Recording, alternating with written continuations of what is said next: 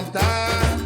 Os deuses brilham na memória e o Olimpo segue a reinar no véu do nada. Um sopro eterno, caos profundo, abismo imenso, e no silêncio frio e externo, o tempo erguia seu começo. Das trevas densas nasce a noite, e erego em sombras dança o vento.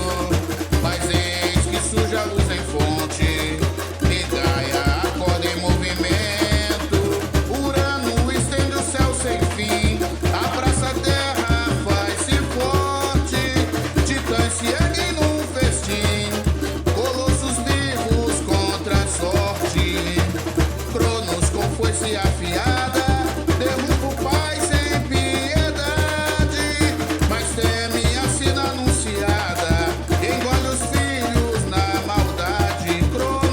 Cronos com foice afiada derruba o pai sem piedade, mas teme a sina anunciada, engole os filhos na maldade.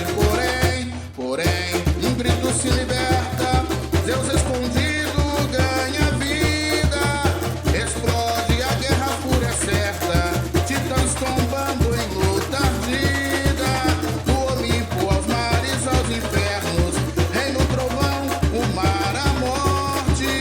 Heróis se erguem, são eternos, desafiam deuses, mudam a sorte.